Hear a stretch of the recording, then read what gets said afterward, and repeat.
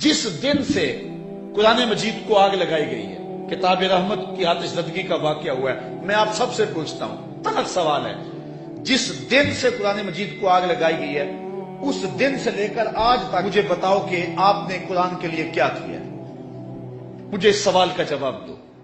बाकी पिछली जिंदगी का सवाल मैं नहीं आपसे करता। जिस दिन से कुरान मजीद को आग लगाई गई है, अभी महीना भी नहीं हुआ, इस एक महीने में आप लोगों ने कुरान मजीद की खिदमत और कुरान मजीद के लिए कौन सी नौकरी सर अंजाम दी और क्या किया इसके लिए।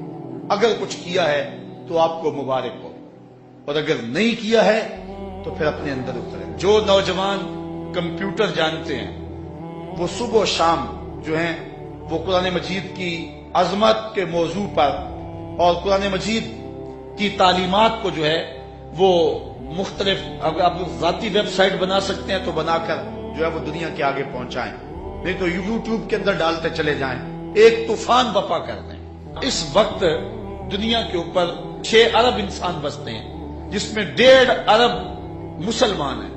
तो इसका मतलब यह है कि दुनिया के अंदर हर चौथा शख्स जो है वो मुसलमान है।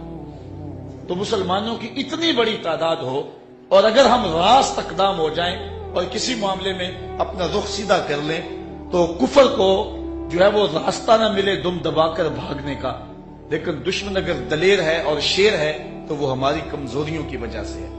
हमने कभी शौरी तौर पर भी कुछ नहीं किया है। ये जमाना जो है वो मीडिया का दौर है, इसलिए हमने इस हवाले से अपने किरदार को, ये मुअस्सर तरीन किरदार है। एक बदमाश ने कहा था, ये इनका मुफक्किर ही है एक, उसने कहा था मुसलमानों से 4 चीजें मिटा दो तो मुसलमानों का वजूद खत्म हो जाएगा। 4 चीजें जब तक इनके अंदर हैं ये कभी मिट नहीं सकते। वो 4 चीजें कौन सी हैं? उसने कहा एक कुरान, दूसरा हज, तीसरा जिहाद और चौथा हुजूर अलैहिस्सलाम से इश्क। ये 4 चीजें अगर मुसलमानों से खत्म कर दी जाएं तो इनका वजूद तोड़ के रख दिया जाएगा। ये बिखर भी जाते हैं, ये 4 चीजें इनको फिर खड़ा कर देती। तो कुरान मजीद गैर मुतबद्दल एक पैगाम हक है और इसकी ज़ेर ज़बर भी नहीं बदल सकती। यहाँ चेचीनिया में और इन रियासतों के अंदर जब कुरान मजीद छीन लिया गया और मदारस बंद कर दिए गए, मस्जिदों को ताला लगा दिया गया और जो सब्जी भी बेचते थे वो सब्जी भी देते थे, कुरान की आयतें भी सिखाते थे। घर के अंदर माँ जो है वो कपड़े भी सीती थी और साथ बच्चे को बैठ के कुरान मजीद हिफ्ज़ भी करवाती थी। तो कुरान मजीद ख़त्म नहीं होने वाला और अल्लाह ने आज भी, ये उम्मत के उरूज का ज़माना नहीं है, ये उम्मत के ज़वाल का दौर है। हर गली में, हर बस्ती में, हर महल्ले में हाफ़िज़ कुरान है। ये उम्मत के ज़वाल के ज़माने की कहानी है। और जब उम्मत उरूज पे होगी फिर क्या आलम होता होगा। कुरान इस उम्मत की ज़िंदगी है, इस उम्मत की हयात है। लादीनी कुव्वतें ये समझती हैं कि कुरान को इनसे छीन लिया जाए।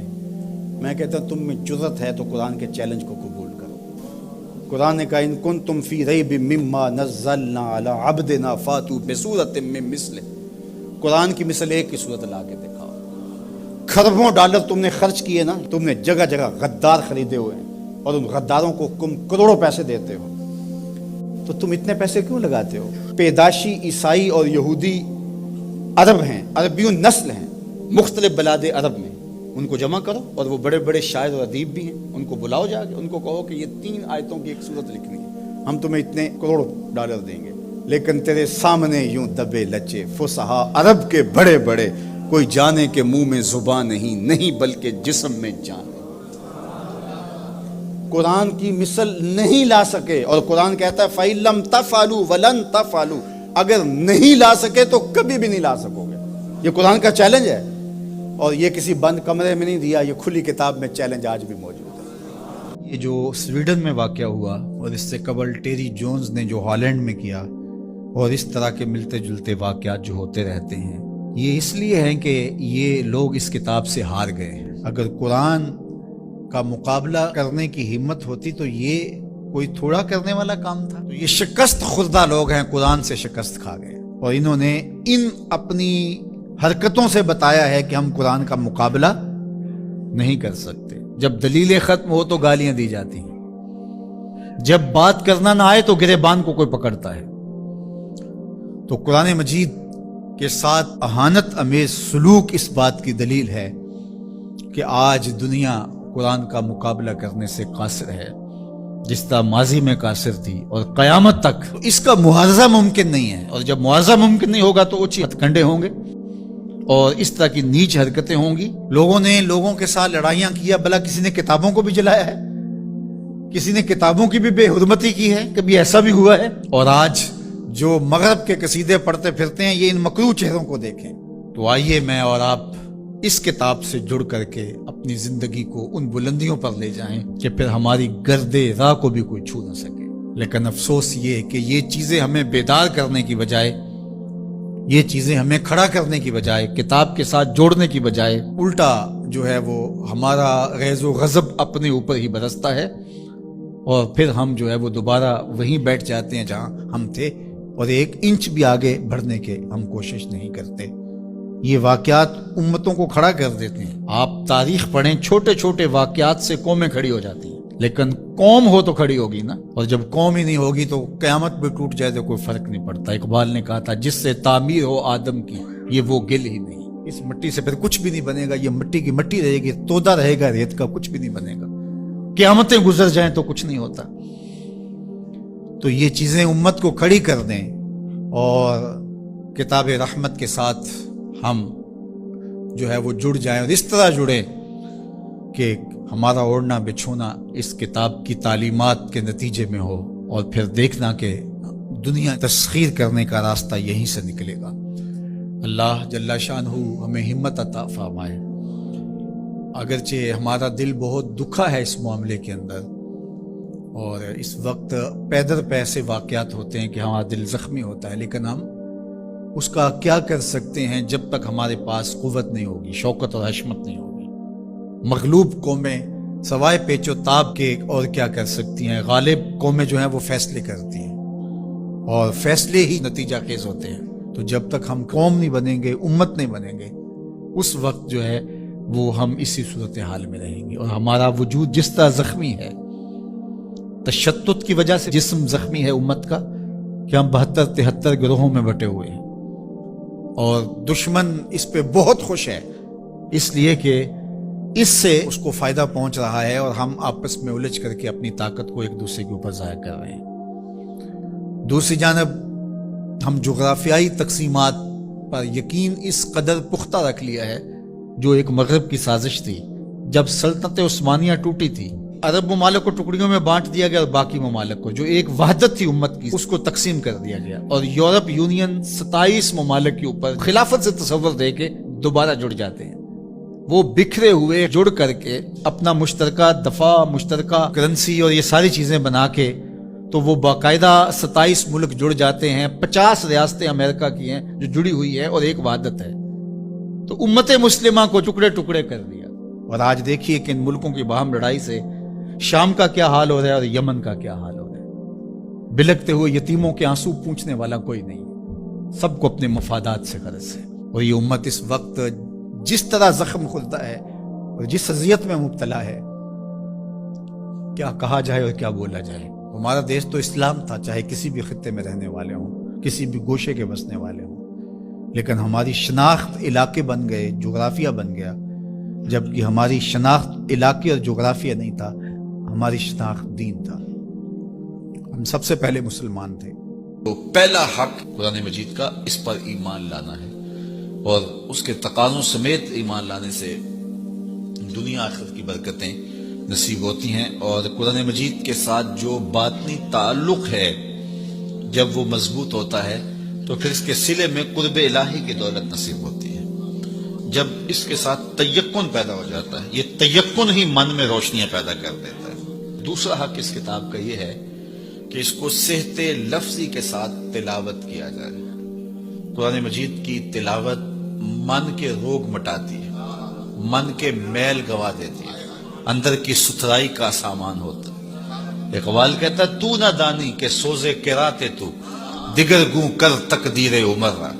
میری بہن تو نہیں جانتی، جب تو بہن ہو کے قرآن پڑھے تو عمر کی تقدیر بدلتی، اور جب تو ماں ہو کے قرآن پڑھے بیٹا نیزے کی نوک پہ قرآن سناتا ہے۔ تو یہ قرآن من میں سویرے، من میں روشنیاں اتارتا ہے، ادھر قرآن پڑھا جا رہا تھا، ادھر عمر کے دل کے میل دھل رہے تھے۔ تو تلاوت من کے روگ مٹاتی ہے، من کے میل دور کر دیتی ہے، اور تلاوت کرنے والا راحتوں کے ایک جہان میں آباد ہو جاتا ہے۔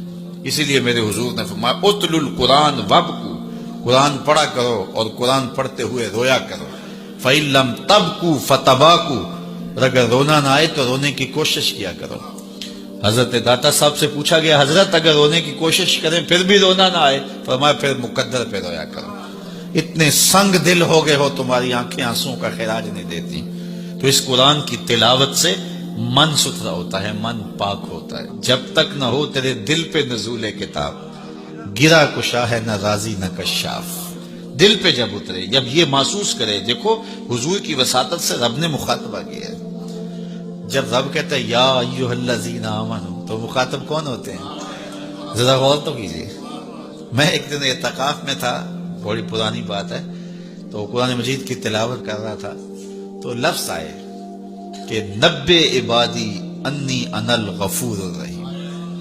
اس کا معنی یہ ہے کہ میرے بندوں کو خبر دے دو کہ میں غفور بھی ہوں رحیم بھی ہوں۔ اللہ، یہ بات تو حضور کی وساطت سے ہمیں کہی گئی نا، تو یقین جانے ایسا نشہ طاری ہوا، میں وہ لمحے نہیں بھول سکتا۔ تو میں بڑا ضبط کرنے کی کوشش کی لیکن مجھے ضبط نہیں ہو رہا تھا، اور پھر مجبور ہو کے میں اٹھا اور ایک ایک حجرہ اعتکاف میں گیا اور سب کو جا کے میں نے کہا یہ رب کا کلام سنو۔ رب کہتا میرے بندوں کو بتاؤ، خبر دو، میں غفور بھی ہوں رحیم بھی ہوں۔ تو یہ قرآن کی تلاوت کے مزے ہوتے ہیں۔ تیسرا حق قرآن مجید کا ہمارے ذمے، اس کو مفاہیم و مطالب کے ساتھ سمجھنے کی کوشش کرنا کہ یہ قرآن ہمیں کیا کہہ رہا ہے۔ وہ کبھی تلاوت ہو رہی ہوتی ہے اور پڑھنے والا پڑھ رہا ہے کونوا قردۃ خاسئین، لوگ کہتے ہیں سبحان اللہ، جبکہ وہ کیا کہہ رہا ہے، چونکہ سمجھ نہیں ہے کہ کہاں کیا جا رہا ہے۔ تو اس کو سمجھیں کہ یہ کتاب ہمیں کیا کہہ رہی ہے اور اس کا میسج ہمارے نام کیا ہے۔ حضور کی وساطت سے ہمارے نام یہ رب کا پیغام ہے۔ آپ کے نام کوئی کسی امبیسی سے خط آئے اور وہ آپ کی زبان میں نہ ہو اور آپ اس زبان کو جانتے نہ ہوں، تو کیا اس کو چوم کے رکھ دیں گے یا اتنی دیر تک مطمئن نہیں ہوں گے جب تک اس کے مندرجات معلوم نہیں کر دیں گے؟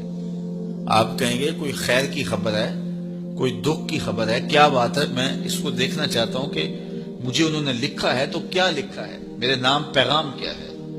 تو جس زبان کو آپ نہیں جانتے وہ خط آپ کے نام آتا ہے تو اتنی دیر تک آپ مطمئن نہیں ہوتے جب تک آپ اس کو جو ہے وہ ایسے شخص کے پاس نہیں لے جاتے جو اس زبان سے آشنا ہوتا ہے۔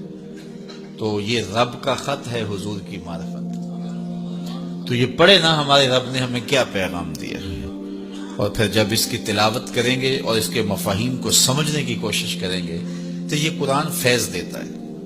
یہ قرآن اپنے مخاطب کو، یہ تو خالی پڑھا جائے پھر بھی فیض دیتا ہے، بلکہ خالی پڑھا نہ جائے دیکھا جائے پھر بھی فیض دیتا ہے۔ اس کو دیکھ بھی لیا جائے، اس کے سننے سے فیض ملتا ہے، اس کے پڑھنے سے فیض ملتا ہے، اس کے دیکھنے سے فیض ملتا ہے، اس کے سمجھنے سے فیض ملتا ہے، اس کا درس دینے سے فیض ملتا ہے، اس کا درس لینے سے فیض ملتا ہے۔ یہ تو سراپا فیض ہے، یہ تو روشنیوں کا منبع و مصدر ہے۔ اس کتاب سے جڑنے والا دارین کی سعادتیں پاتا ہے۔